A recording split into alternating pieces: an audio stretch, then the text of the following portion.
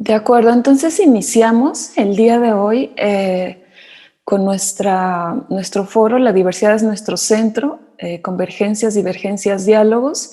El día de hoy vamos a abordar un tema sumamente importante, prácticamente medular en estos esfuerzos que busca hacer centro para propiciar una cultura de diversidad, de equidad. Y este tema, el día de hoy, que es protocolos contra las violencias de género en las universidades, información clave, estará a cargo de nuestra invitadaza, que es Marta Ferreira. En ese sentido me da muchísimo gusto ser yo quien la presente, porque pienso que estas estructuras violentas, patriarcales, que tienen como resultado distintas manifestaciones sociales, son una gran estructura, y esta gran estructura tiene que ser atacada, destruida desde distintos frentes. Hay quienes visibilizamos, hay quienes utilizamos los lenguajes artísticos, hay quienes atacan, digamos, desde frentes institucionales, desde el espacio público, etc. En ese sentido, para destruir estas estructuras violentas, ¿qué está haciendo la institución? ¿Cuáles son las consecuencias de esta visibilización de las violencias?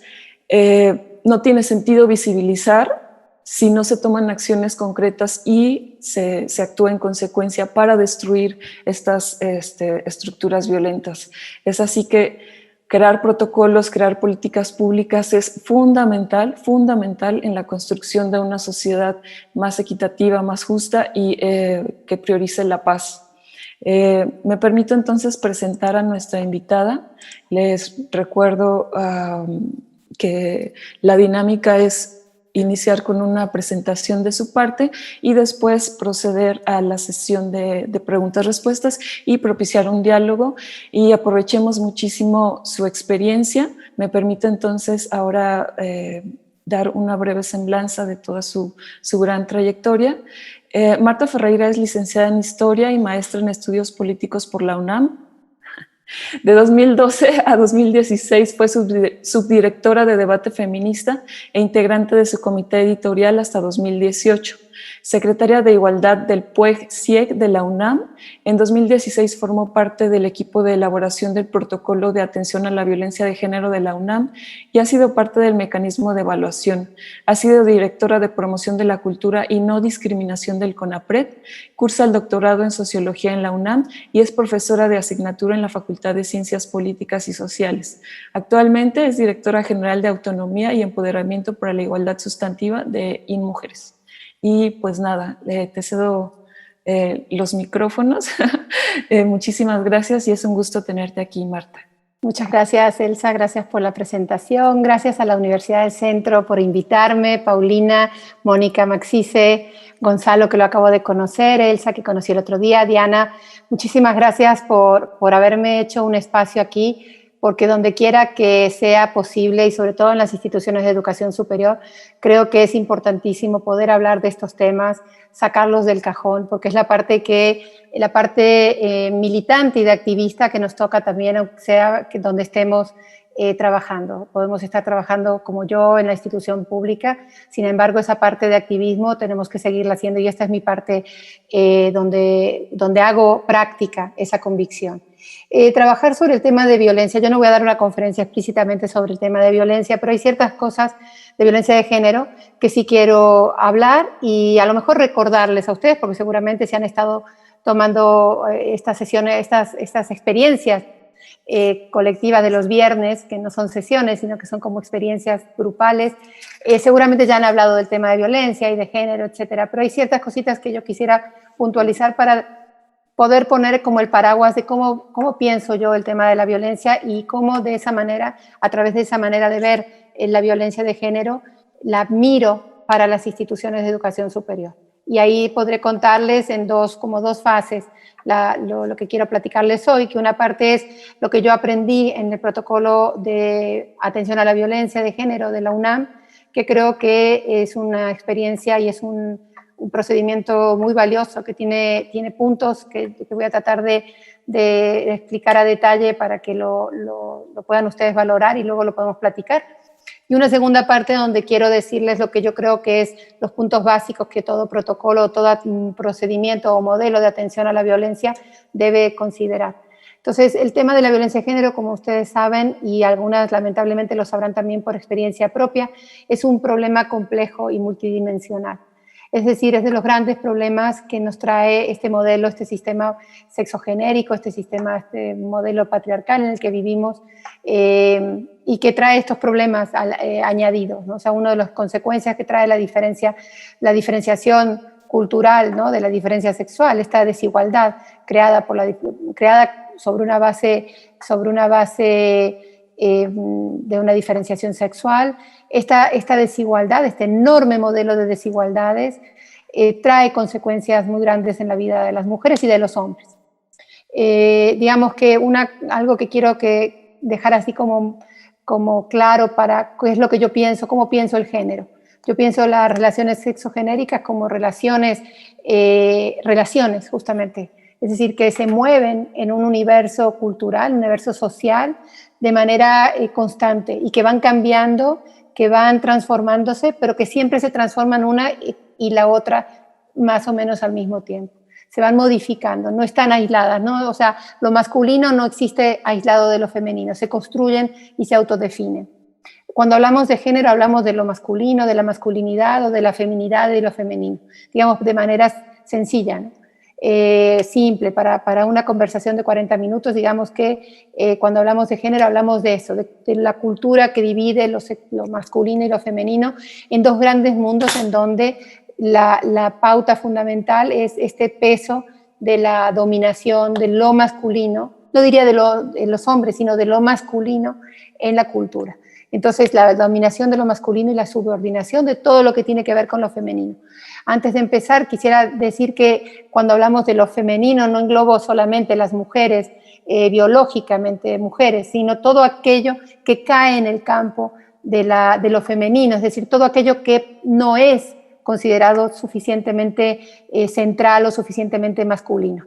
Entonces, ahí tenemos desde toda la comunidad y las identidades LGBT+, etcétera, pero también la niñez y también los adultos mayores y también las personas con discapacidad.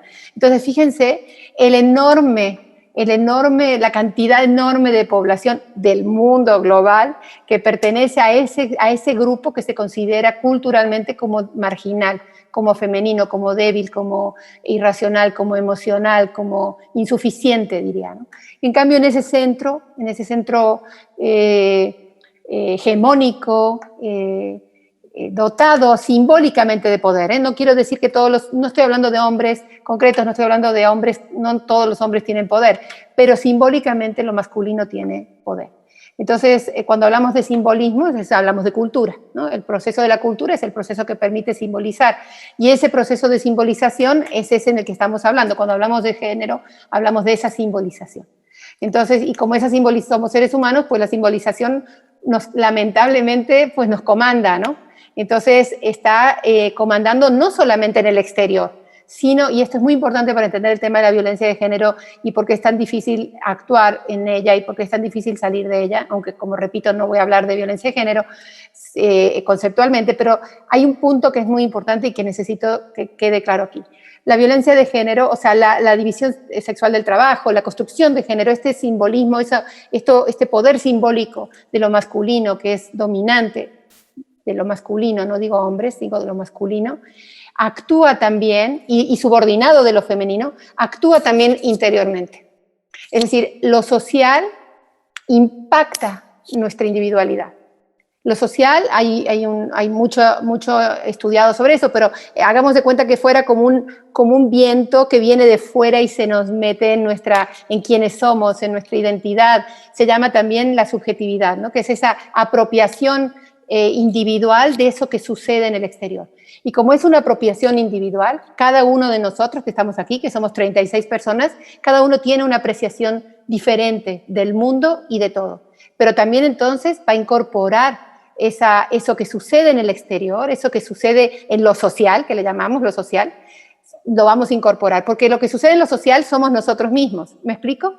Es decir, estamos hablando de lo social cuando decimos, no, eso pasa en la sociedad, pero caray, o sea, nosotros somos miembros, integrantes de esa sociedad. Entonces, es en esta dinámica que es muy compleja, esto que sucede lo fuera, esto que sucede la dominación, esto que sucede la subordinación, lo masculino, lo femenino, los hombres como poseedores de este don masculino, racional, poderoso, protector, fuerte, etcétera, se enfrenta a esta construcción simbólica que es lo femenino, que es subordinado o irracional, emocional, y en una posición siempre de subordinación. Digamos que esto, por eso digo, no hablo de hombres y de mujeres, estoy hablando de lo que es la estructura simbólica de nuestra cultura. Pero eso que está en la cultura está dentro de nosotros también, nos habita. O sea, eso le llama el sociólogo francés Pierre Bourdieu, lo llama justamente eso, los hábitus, es la disposición, cómo vemos el mundo, cómo incorporamos eso que pasa, esa desigualdad, digamos, vamos a ir concretamente a los mandatos de género, cómo incorporamos esa desigualdad a nuestra psique, pum, pum, aquí. Y entonces a nuestra psique y a nuestras prácticas. Entonces, fíjense que es duro de decir, porque en realidad todos, incluso todas, estamos construidas por ese mandato de la feminidad y mandato de la masculinidad, y le estamos fallando, o nos alejamos, o somos muy cumplidores y muy femeninas, o poco femeninas, o muy masculinos y poco masculinos. Es un mandato, es una orden. Es una orden que viene de afuera, pero también viene de dentro. ¿Me explico? No es una sociedad mala, no es la cultura mala, es también nuestros mandatos introyectados, incorporados a nosotros, que nos están diciendo como un pepito grillo de dentro, ¿qué tanto estamos fallándole a la cultura? ¿Qué tanto nos acercamos a lo femenino o no? Y entonces, para entrar, antes de empezar, quiero decir esto para que veamos que también no digo que seamos responsables, pero sí tenemos un trabajo que hacer con nosotros mismos y nosotras mismas. Es decir, hay una parte que tiene que ver con lo que podemos cambiar, pero hay otra parte muy compleja, tanto para las mujeres como para los hombres, aunque las mujeres llevamos más años haciendo ese trabajito con nosotras mismas. Es un trabajo que tenemos que hacer como individuos para cuestionarnos ese papel en el orden de géneros, el papel de subordinación, pero también el papel de privilegio. Entonces, dentro de ese cuestionamiento, ese camino es muy arduo, porque los dos caminos tienen desventajas y ventajas. Y eso hay que ser muy valiente siempre, tanto como mujeres como hombres, para entenderlo y para aceptarlo. Y decir, de esta construcción de géneros, ¿qué parte de ello puedo yo cuestionar, puedo yo revertir de mi práctica? O sea, la práctica del género tiene ventajas y desventajas. Entonces, ahí hay que como revisarlo, por eso digo siempre que es un camino de mucho valor, poder cuestionarnos a nosotros mismos y a nosotras mismas y pensar en un mundo mejor, no solamente de aquí para afuera, sino de aquí también para adentro, porque nada cambia si no cambiamos nosotros también. Entonces, bueno, vamos a empezar. Esto quería como hacer como una primera introducción para estar segura de que partimos, aunque sea de una base común. Entonces, Paulina, te voy a pedir que me ayudes con la presentación. Si puedes pasar a la siguiente, por favor. Entonces, esta diapositiva va fundamentalmente a explicar esto que estaba yo diciendo. Para mí, la violencia es un proceso, o sea, claro que es un proceso lento, es una suma, se va produciendo como una suma de pequeñas y diferentes violencias, de diferente rango, de diferente importancia. Hay las violencias cotidianas que las mujeres, bueno, y las personas en la sociedad, pero estamos hablando de violencia de género, que las mujeres vamos incorporando, ¿no? Desde que nacemos, o sea, desde chiquitas.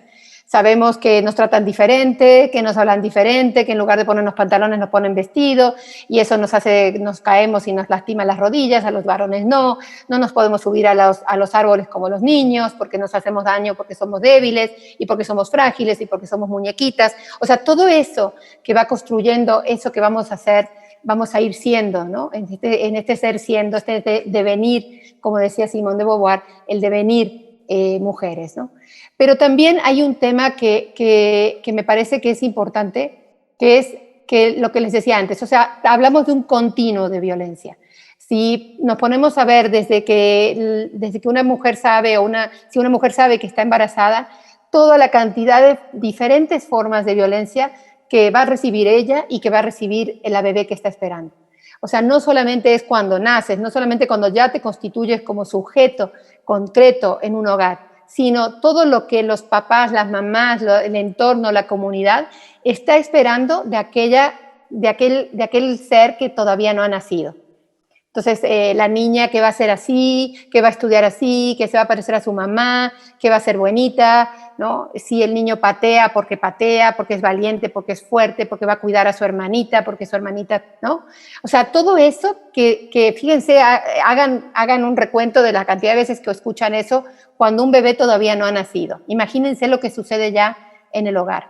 Entonces, lo que yo quiero decir es que la violencia no aparece de un día para otro. O sea, va construyéndose. Y no solamente va construyéndose en nuestro entorno social, sino también en nuestros espacios laborales. O sea, la violencia se va construyendo y se va instalando en los espacios. Y hay que hacer un trabajo muy grande como instituciones, y esto es lo que yo creo que se está haciendo en universidad, y porque yo estoy aquí platicando con ustedes también en parte tiene que ver con eso, cómo eso hay que estarle poniendo barreras para que no suceda, porque la cultura entra por todas partes. Entonces la fuerza de la cultura es muy poderosa y entonces tratar de detenerla y tratar de revertirla y tratar de cambiarla es un problema, es un reto, un desafío de los más grandes que hay.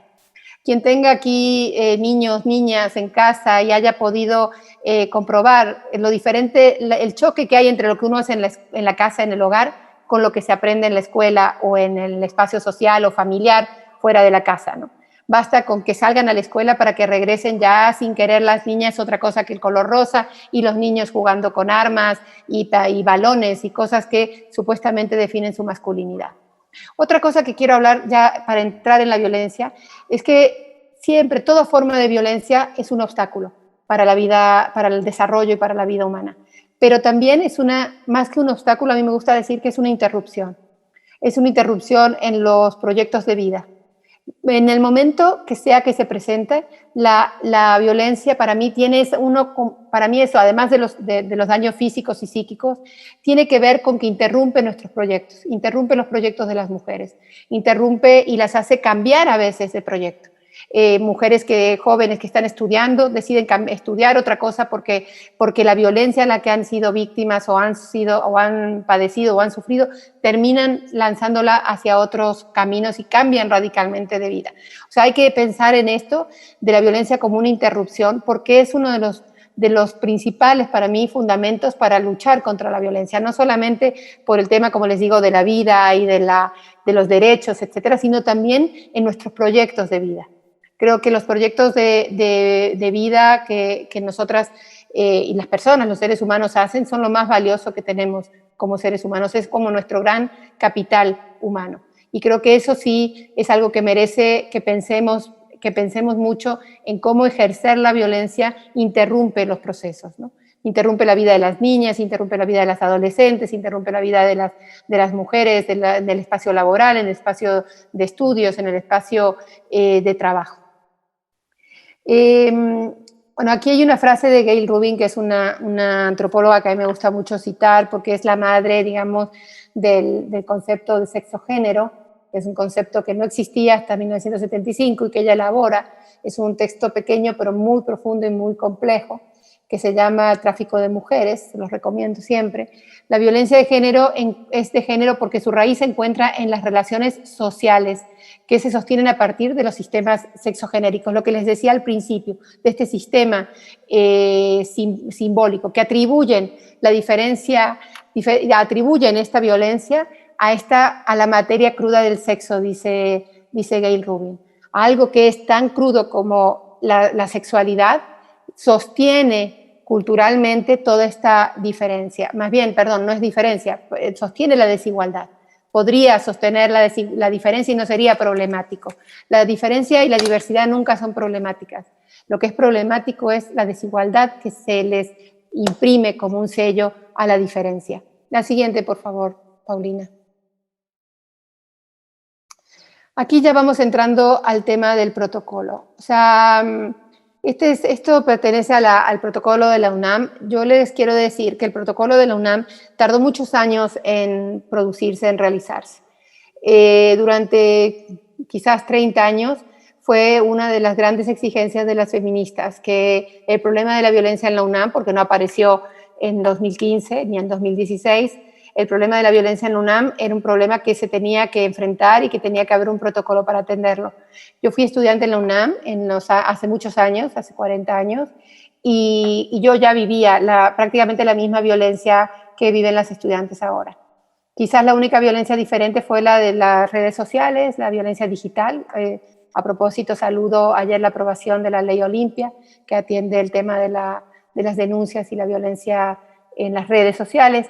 Digamos que cambiando eso, porque obviamente era otro contexto, la violencia y el acoso y hostigamiento sexual, la violencia de género en la universidad siempre ha existido.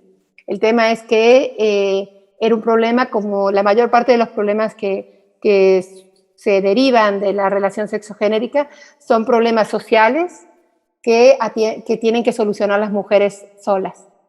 Entonces, una de las grandes fortalezas, digamos, por decirlo con ironía, de la violencia es poner a la víctima sola y alejarla y ponerla a resolverlo el problema sola como si fuera un tema personal.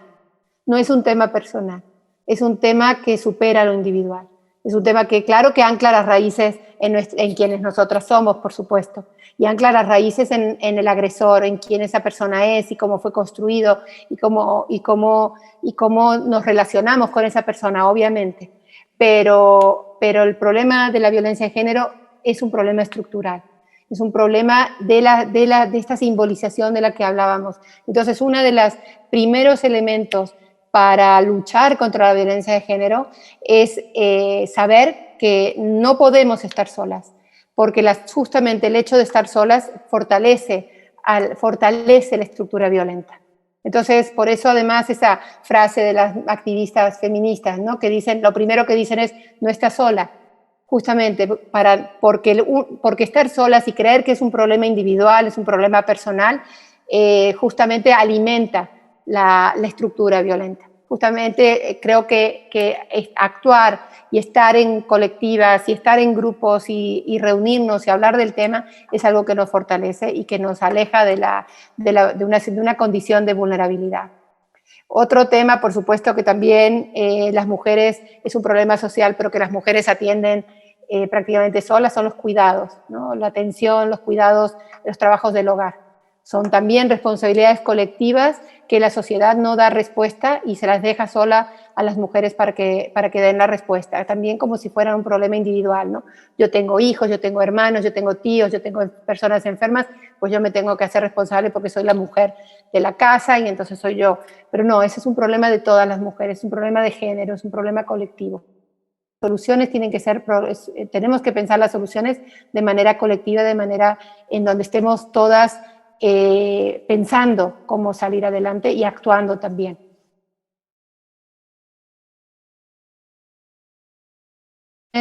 En donde, cuáles son los vínculos de las denuncias, que se expresan en las denuncias más importantes en el protocolo de atención de la violencia en la UNAM. La UNAM dice que las mayores denuncias se producen por razones en vínculos personales, parejas y exparejas, y amigas y amigos, laborales, en empleada y superior jerárquico, o superior jerárquico y empleado en nivel par, en académicos, profesora en nivel académico, un vínculo académico, profesor-alumno, alumna-profesor, compañera-compañero. Personal académico en diferentes combinaciones entre dos tipos de relaciones, puede ser entre profesores o puede ser entre estudiantes. Personal laboral, diferentes combinaciones entre los tipos relacionados, es decir, el personal puede ser el personal de atención, de apoyo académico o personal de limpieza, de atención, de trabajo, choferes, todo lo que tiene que ver con el trabajo que se hace todos los días en las universidades, en las instituciones de educación superior.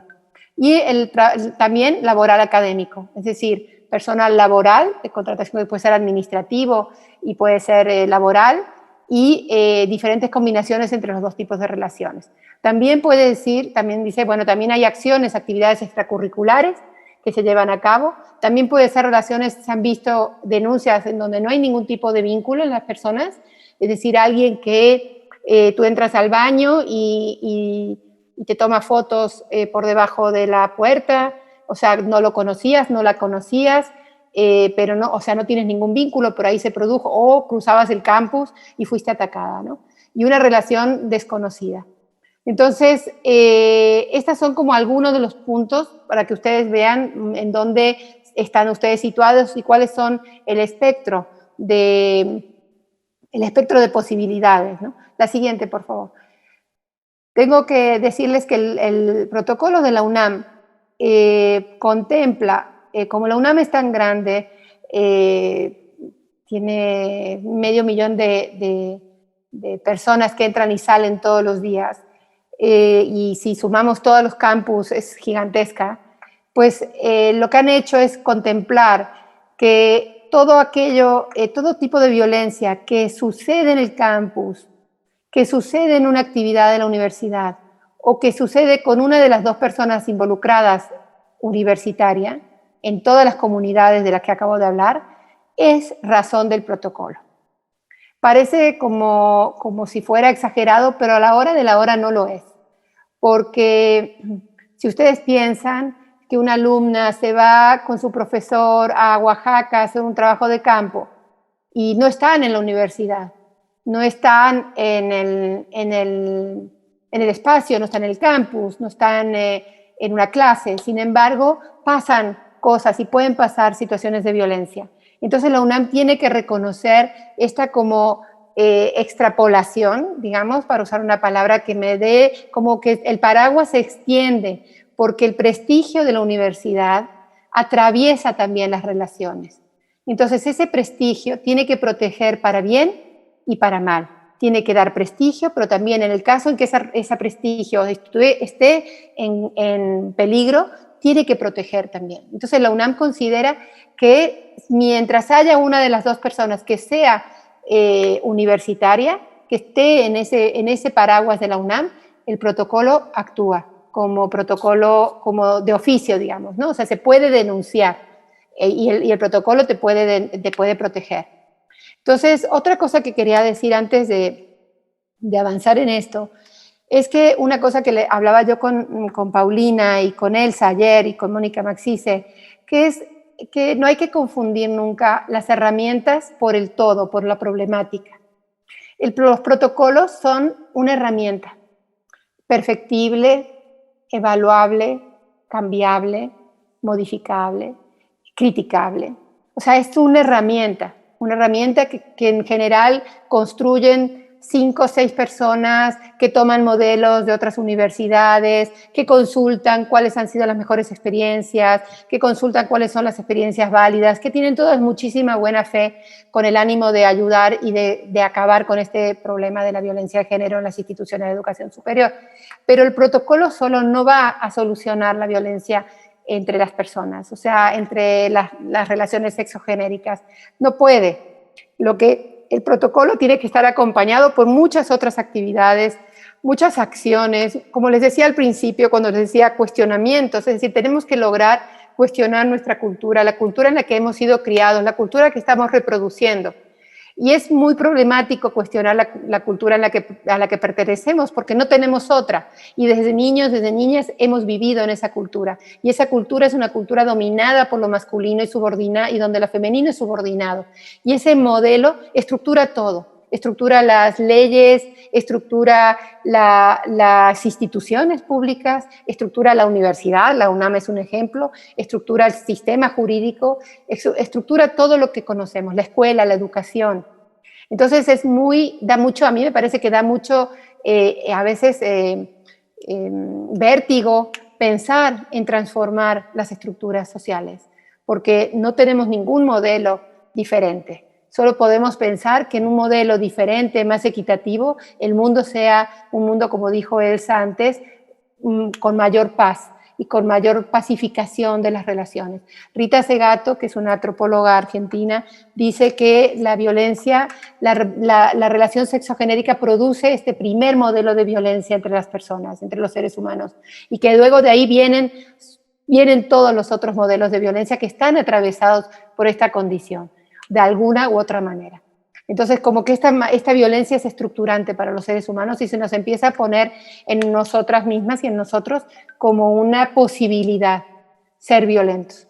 ¿Quiénes tienen culturalmente la posibilidad de ser violentos?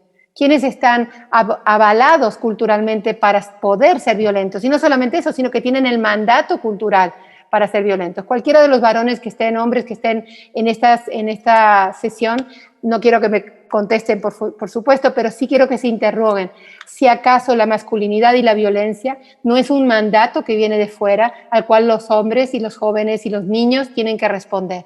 Hay para ser suficientemente masculino en la escuela, incluso en el kinder, en la guardería no, pero en el kinder, en la primaria, y luego en la secundaria, el bullying está atravesado por la masculinidad.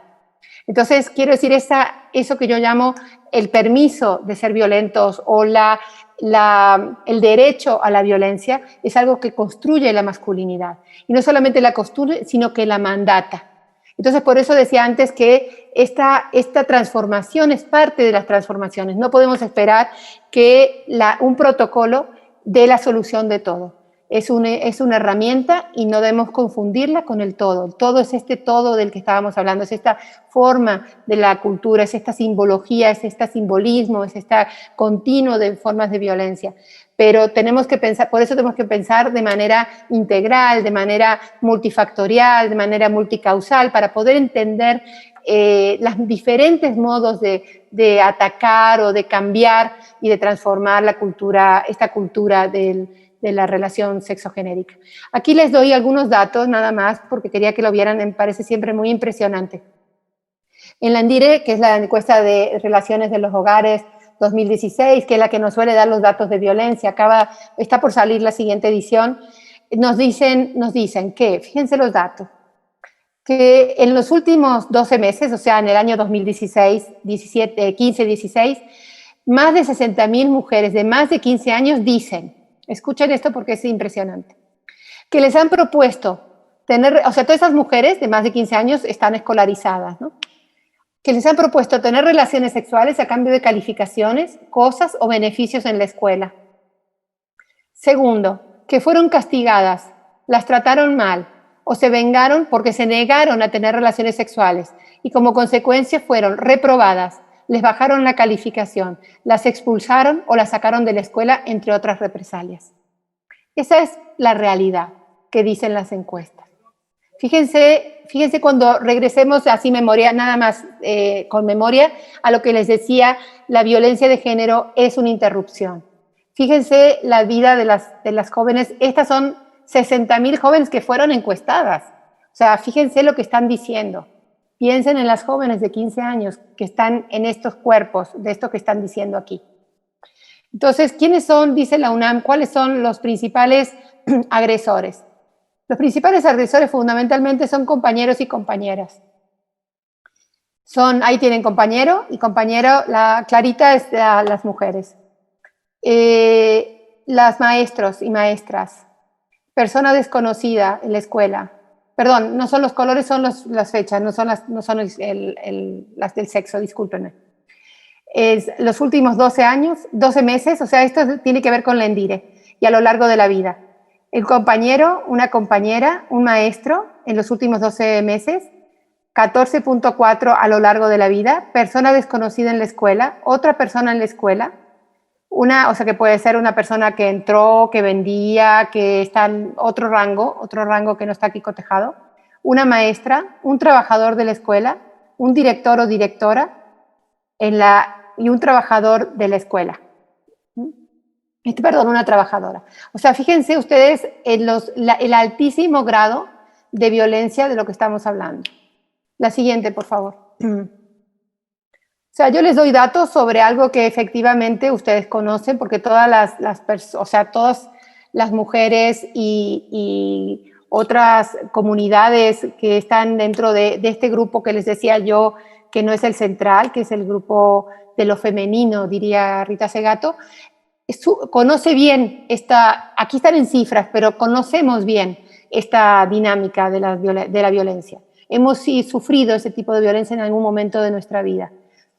Entonces, cuando el protocolo el protocolo se elabora en 2016 y es aprobado por el rector de la universidad el 29 de agosto del 2016, lo que nos va a decir va a establecer una ruta de atención a los problemas. Va a decir, hasta ese día daba igual denunciar una violación que un robo de una computadora o de un celular. No por un tema moral, no de afectividad, sino que el procedimiento era el mismo.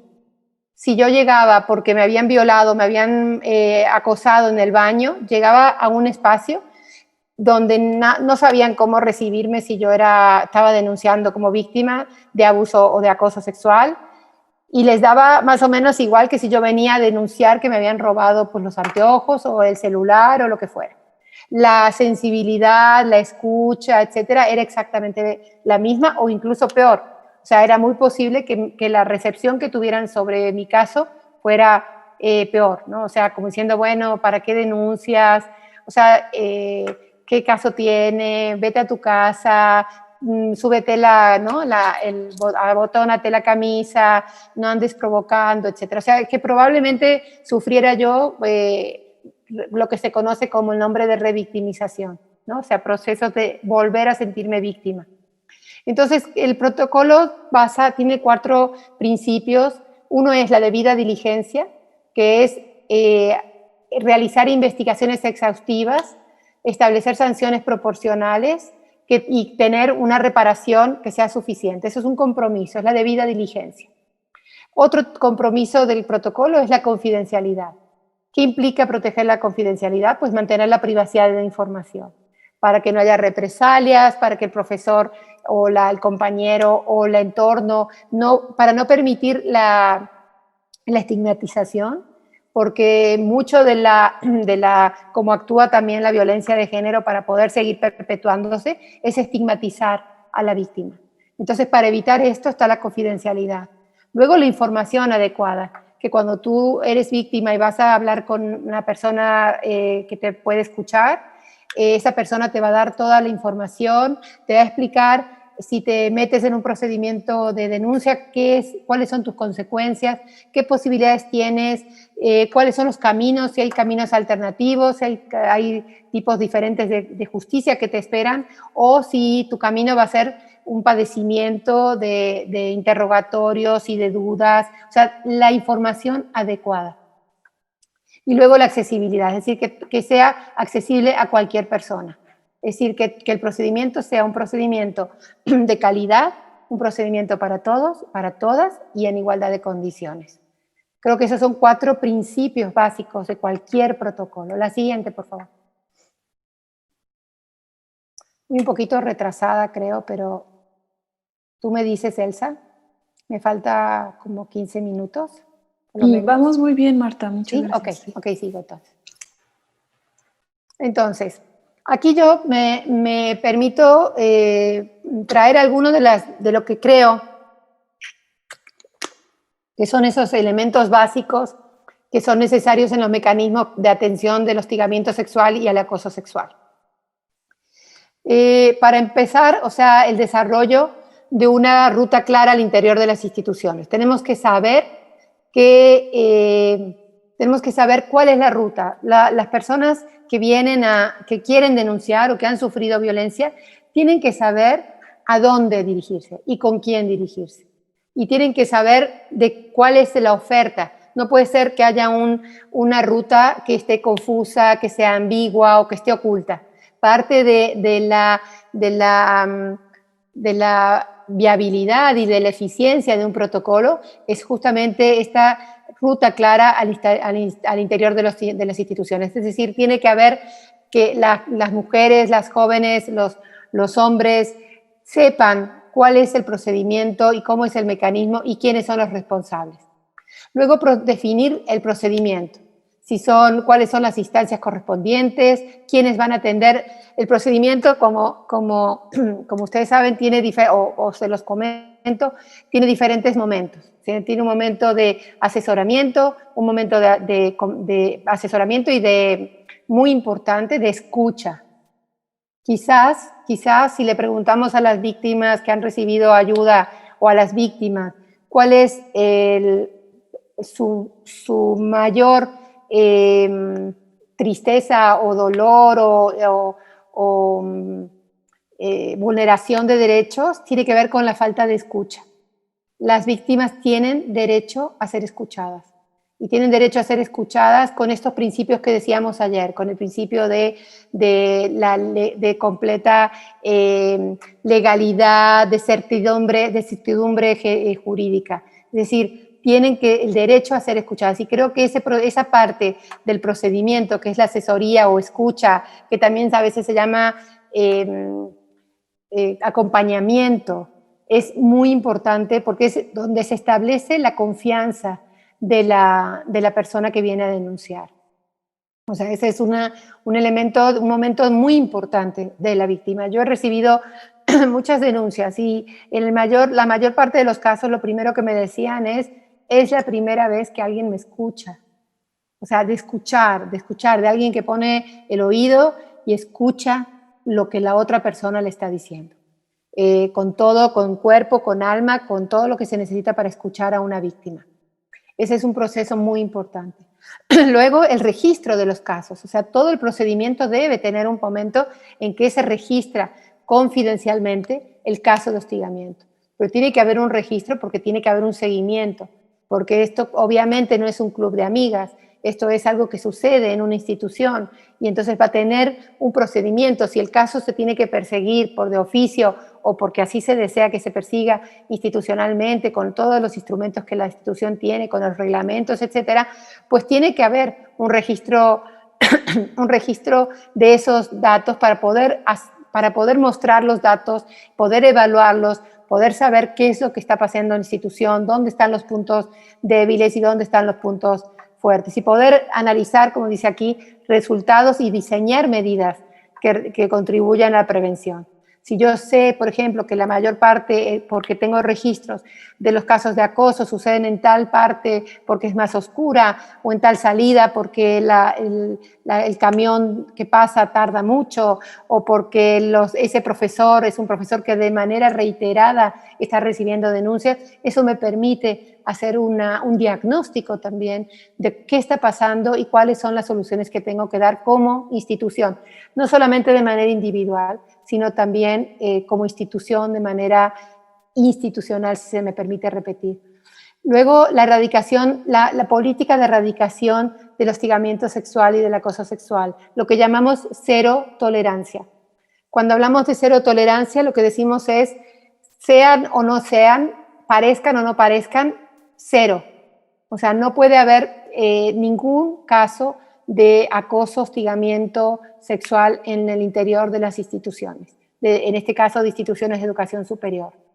Es verdad que aquí el cero tolerancia se adelanta un poco y juzga antes de empezar. Es decir, quizás es compleja la idea, pero cero tolerancia lo que está diciendo es, no solamente no voy a permitir acciones, sino que aquellas acciones que parezcan violentas no las voy a aceptar. Es decir, eso es cero tolerancia. No solamente es una barrera de llegada, sino también es una barrera hacia adelante. Entonces, por eso es muy polémico el tema de la cero tolerancia, pero yo creo que da un mensaje muy pedagógico sobre un problema que es muy serio y que es muy difícil atajar con frases ambiguas. O sea, la política de cero tolerancia da ese mensaje a las instituciones y está diciendo a todos, a hombres y mujeres, que no se tolerará y que las mujeres están, y esto es muy importante, como responsabilidad de la institución, creo que es muy importante, están en un espacio seguro. Es como la clase, o sea, la clase es un espacio seguro. Yo no puedo poner a nadie en mi clase en situación ni de vulnerabilidad ni de peligro, ni de inestabilidad emocional, ni de angustia, ni de ansiedad, más que por las notas, ¿no? Pero no puedo no puedo, esa es mi responsabilidad como profesor o como profesora. Por eso también el tema de los códigos de ética de las instituciones son para mí tan importantes. Regresar no solamente a los códigos, no solamente a lo que no se debe hacer, a lo punitivo, al no, no, no, no, no, sino también al sí, sí, sí. ¿Qué es lo que sí puedo hacer? ¿Cómo sí me puedo comportar? ¿Cuál es la ética que se espera que yo tenga cuando ingreso a una institución de educación superior? No solamente físicamente, sino cuando me contratan, cuando me aceptan como alumno, cuando doy clases, cuando entro a participar en un evento, por ejemplo, como este. ¿Cuál es mi responsabilidad en este entorno? Mi responsabilidad ética con las personas que me están escuchando y con quienes estoy interactuando. Luego, también otro punto importante son las medidas de prevención. Yo creo que si atender la violencia cuando sucede es difícil, es decir, si actuar contra la violencia es complejo, si acabar y erradicar la violencia es complejo, prevenir es un arte. O sea, prevenir pone en juego todo lo que sabemos, todo lo que podemos pensar, todo lo que ahí sí que tenemos que sacar todo nuestro capital de innovación para poder prevenir. Yo creo que ahí el movimiento feminista ha hecho muchísimo trabajo. Y creo que ahí las mujeres hemos aprendido, otras mujeres nos han advertido, otras mujeres nos han dicho, la relación sexogenérica es una relación violenta en sí mismo, que hay que trabajar, que hay que modificar, que hay que pacificar. Y creo que las mujeres ahí estamos como más alertas que los varones. Los varones y los hombres están menos adiestrados en ese terreno sobre su responsabilidad, su parte de responsabilidad en eso que es la violencia de género, o sea, la parte en donde los hombres actúan ese mandato de masculinidad que les autoriza al ejercicio de la violencia. Entonces yo creo que la prevención puede ser todo, o sea, yo estuve viendo hace un momento lo que hizo Elsa, el trabajo de revolución, mexicana, ¿no? Creo que son trabajos así que, como decía, nos van adiestrando a las mujeres, van diciéndonos a las mujeres cómo se expresa la violencia, cuáles son nuestras herramientas, están, como se dice, haciéndonos, ¿no? Empoderándonos, como se dice, para poder posicionarnos frente a algo que sucede. La violencia de género sucede. Y entonces las mujeres estamos más adiestradas en eso porque nos están diciendo, ¿no? Las feministas, los movimientos feministas desde hace 200 años, 250 años nos están diciendo esto pasa y esto sucede, ¿no? Entonces yo creo que la prevención requiere de muchísima innovación y creo también que sacarla de los cursitos o de las clases vamos a aprender sobre cómo prevenir, sino meterla en la currícula, en las acciones culturales, en el trabajo, lo que se llama la cultura, en el teatro, en la música, en la oferta, en las lecturas, o sea, meter el cuestionamiento. Y yo creo que ahí estamos presenciando como sociedad una transformación, porque no sé ustedes, pero yo últimamente, porque he vivido mucho ya, he visto mucho, y últimamente sí veo eso en los mensajes de la nueva televisión, las nuevas series, ¿no? O sea, es difícil ya que presenten cada vez más los personajes femeninos son personajes que dirigen la acción, que se salvan solos, que se salvan solas, que construyen, que tienen nombre y apellido, es decir, todo lo que tiene que ver con la cultura, cómo la cultura también va modificándose. Yo creo que ahí hay un gran trabajo de transformación, pero muchísimo, creo yo, de innovación. Y dejar de pensar que porque imprimimos un folleto estamos haciendo prevención. O sea, además de imprimir el folleto con el nombre y los datos de las personas o los teléfonos a donde una víctima que ha sufrido violencia de género puede acudir, también hay que trabajar sobre todo lo demás. Y creo que eso que hablaba yo antes, de ese cuestionamiento también de lo que se llama de manera bastante sencilla o simple, roles o estereotipos, que son estos trabajos sobre quiénes somos nosotros mismos y nosotras mismas como hombres o como mujeres, creo que ese trabajo es el trabajo más radical que podemos hacer como seres humanos que pretendemos tener una vida en otras condiciones que la que estamos conociendo en este momento. La siguiente, Paulina, por favor. Bueno, entonces aquí también creo que es importante delimitar el ámbito que atenderá el protocolo, lo que les decía antes. O sea, ¿quién es la población que atiende el protocolo? ¿Cuáles son los temas? O sea, qué es la violencia de género? Primero que nada, un protocolo tiene que definir lo que es la violencia de género, lo que tiene las alertas, qué es lo que se puede considerar como violencia de género. Y eso es lo que va a atender el protocolo. Entonces, esa definición, que nunca es exhaustiva, siempre es indicativa, va orientándonos para decir si la experiencia que hemos vivido puede ser sujeto o no de una denuncia. Es decir, a mí en una ocasión me llegó un caso de una mamá que quería ingresar a su hija a la prepa en la UNAM. Ya ven que hay los SHs y las prepas, entonces son menores de edad.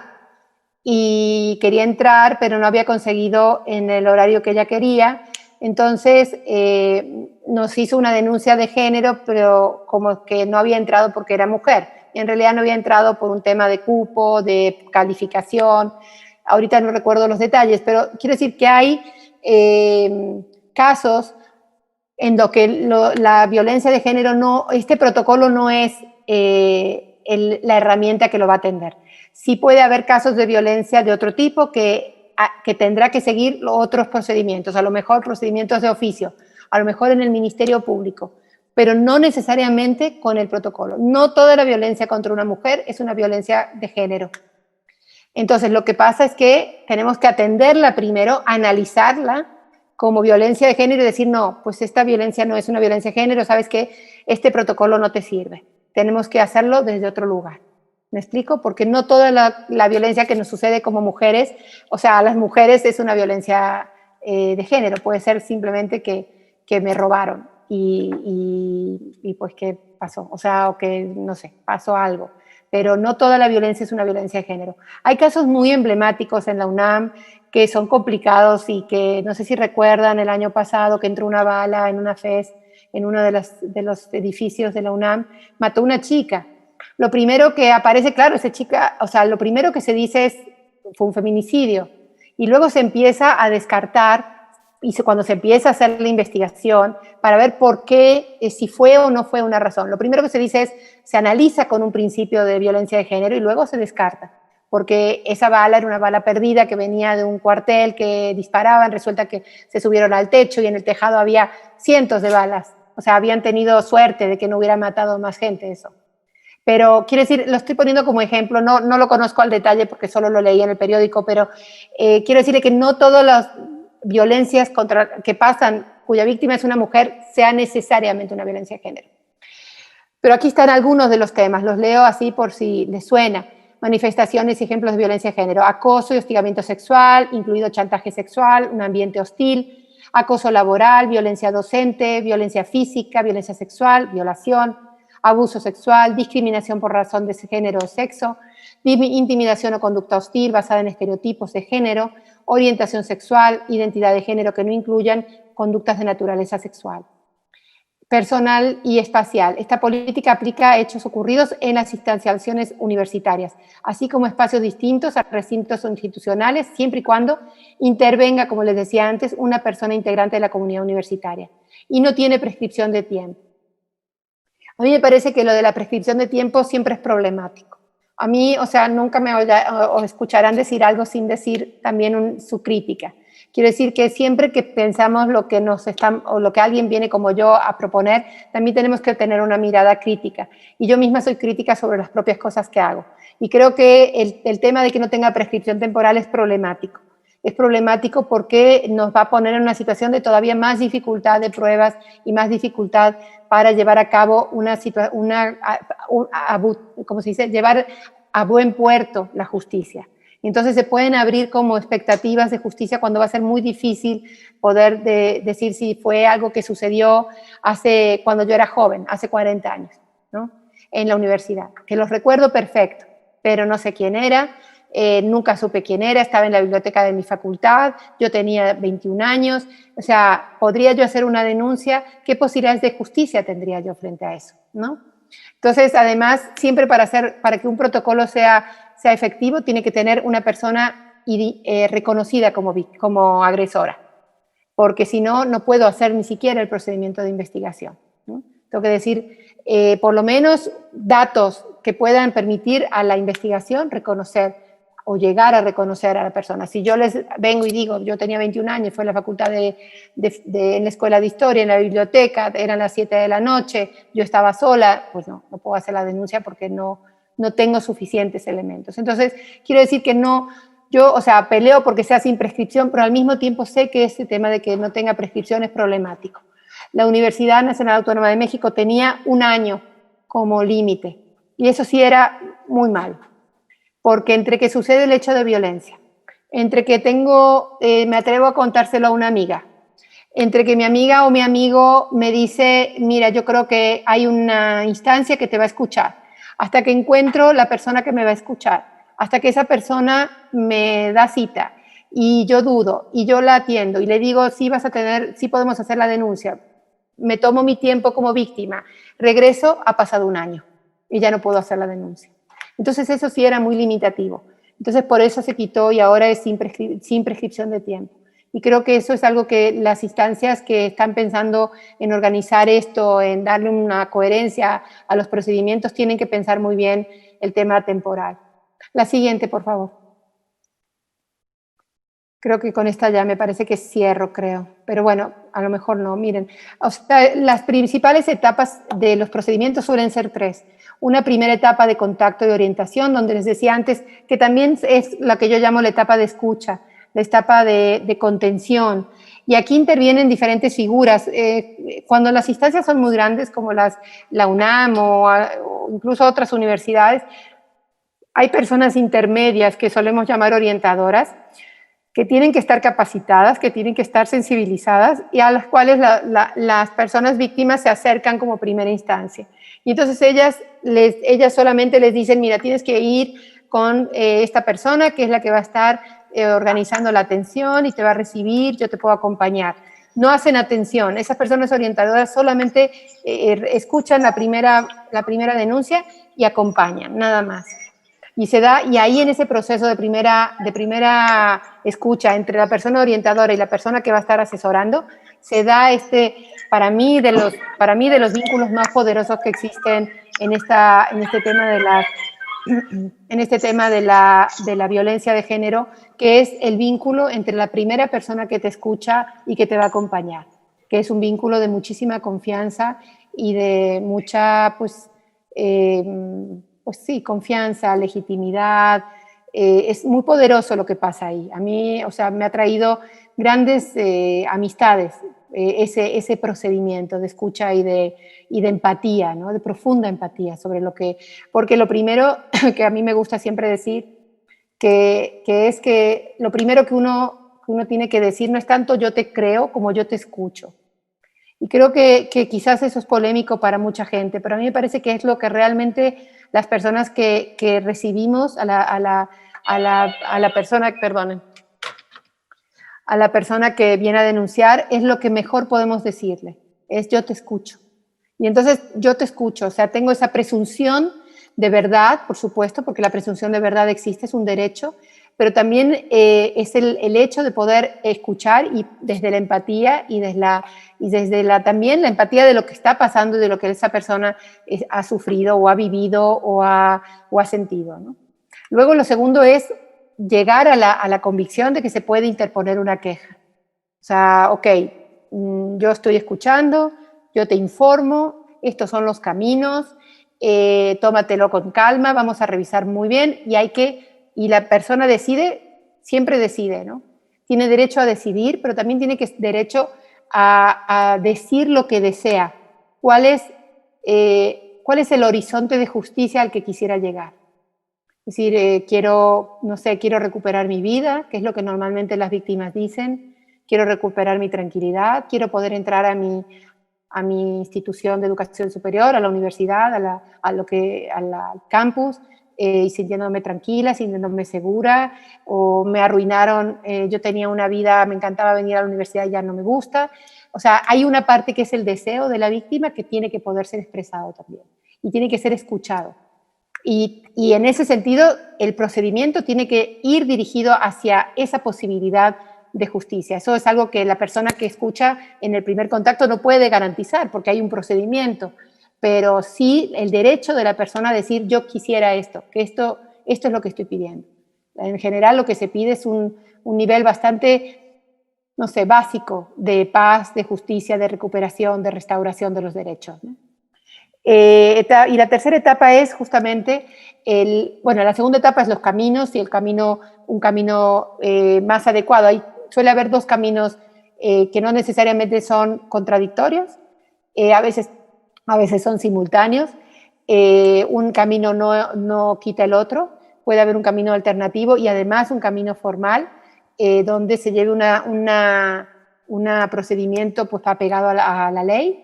Pero además se pida un camino restaurativo, como se dice, de justicia restaurativa, que es un modelo de justicia que intenta restaurar no solamente al sujeto o a la sujeta que ha sido víctima de la situación de violencia, sino a todo el entorno que queda dañado por ese golpe, ¿no? Es decir, yo siempre digo que la violencia es como un golpe, ¿no? Que echas contra un cristal y cómo el cristal se rompe puede hasta destruir completamente el vidrio, ¿no? Entonces, el impacto de la violencia la huella de la violencia no queda solo una herida en una víctima, queda herido todo el tejido, queda herida la universidad, queda herida la clase, queda herida la relación con los compañeros, queda herida la familia. O sea, piensen, cuando una persona es víctima, la cantidad de veces que platica, con quienes platica, o sea, todo lo que pasa alrededor va tejiéndose, va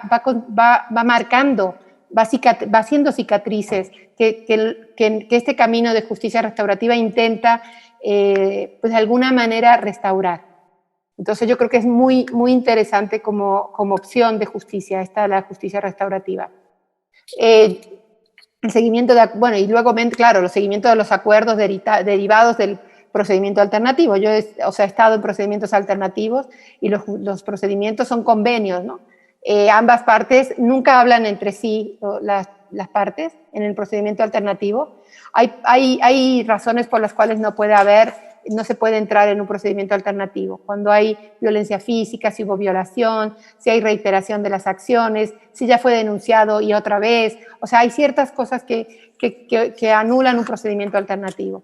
Pero cuando este procedimiento puede darse, es un procedimiento que llegan a acuerdos, ¿no? Hay una persona que es una persona que no me gusta decir mediadora porque realmente no es mediadora, pero digamos está entre las dos y que va a hablar con ambas partes y que se va a seguir el acuerdo, sobre todo que pida la víctima, pero lo que exige el procedimiento alternativo es un reconocimiento por parte del agresor.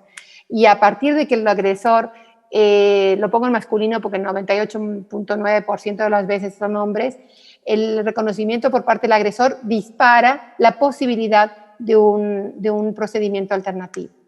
Es decir, alguien que diga sí, reconozco que fue mi responsabilidad. Y aún así, el procedimiento alternativo no quita la posibilidad de sanción. Quiero decir, puede ser un procedimiento alternativo, restaurativo, pero si la persona ha cometido un delito, una falta grave al reglamento, al código de ética, etcétera, pues se somete a la sanción que debe ser, que está establecida. Creo que la siguiente, creo que ya termino con esta, me parece.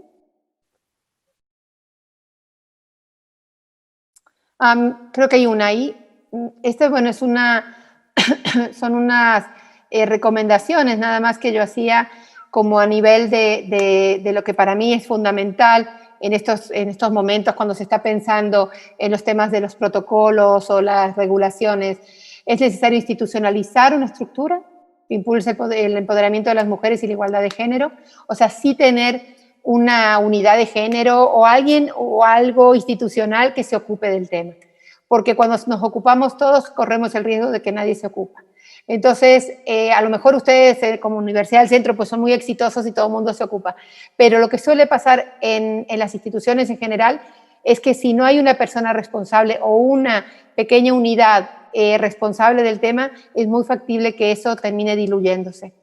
Entonces, luego el diseño de las acciones de prevención, que eso, como les dije antes, es un reto, un desafío, introducir una reflexión profunda sobre las estructuras de dominación patriarcal y la subordinación también. Creo que tenemos a mujeres también que pensar sobre las estructuras de subordinación, cómo se nos pegan al cuerpo, cómo se nos incorporan, cómo nos cuesta salir de ese lugar, cómo nos cuesta defendernos, cómo nos cuesta decir la palabra primera palabra, ¿no? Decir el no, como la subordinación también nos va manejando y es hasta la tercera o cuarta vez que alguien te está acosando cuando tú te atreves a empezar a frenarlo, ¿no? Como no lo hacemos desde el primer momento, porque tenemos incorporada esta construcción simbólica de lo que hablaba al principio. Luego, cómo considerar la participación de todos los sectores de la comunidad escolar, creo que eso es algo muy evidente y muy necesario, y cuáles son las relaciones, y ser conscientes de las relaciones de poder entre ellos. En las universidades, las académicos y las académicas están en el tope de la estructura, de la jerarquía. Las autoridades, cómo la estructura jerárquica también tiene un orden que está atravesado por el poder. Y eso también hay que considerarlo a la hora de hablar de violencia de género, porque es muy difícil también siempre, y creo que ahí hay que poner el...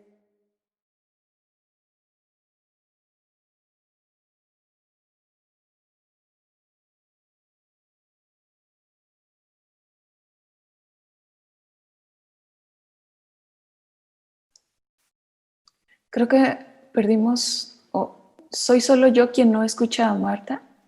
No, también yo. No, yo también no lo escucho. No, no se escucha. No se escucha. Le damos a nuestras redes unos segunditos para que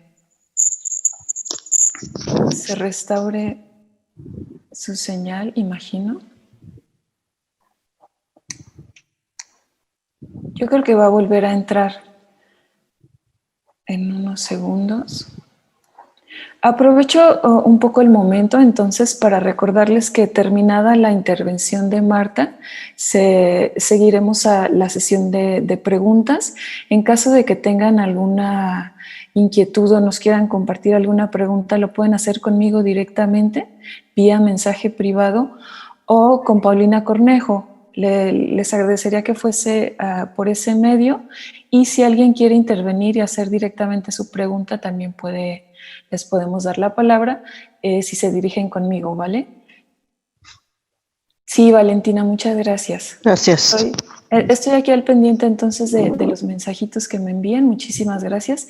Le damos a Marta unos minutos pensando que regresará, si los dioses del internet lo permiten.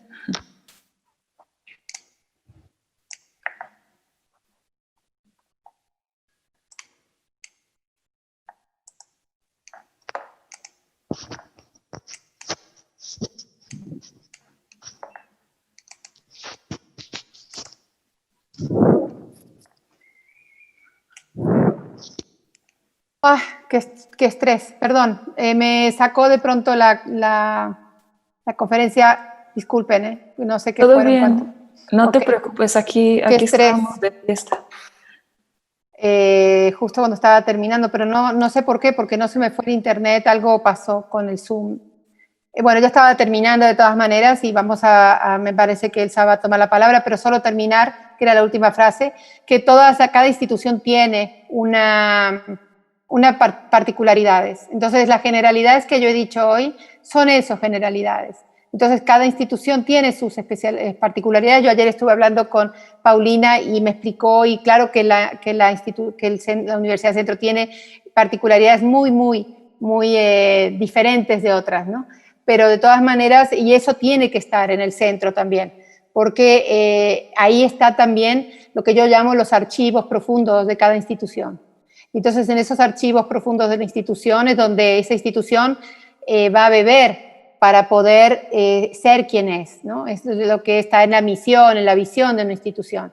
Entonces, ese código, ese ADN, esos archivos profundos son los que le permiten a una institución diferenciarse también de otras, ¿no? Entonces, bueno, yo aquí con esto termino y Elsa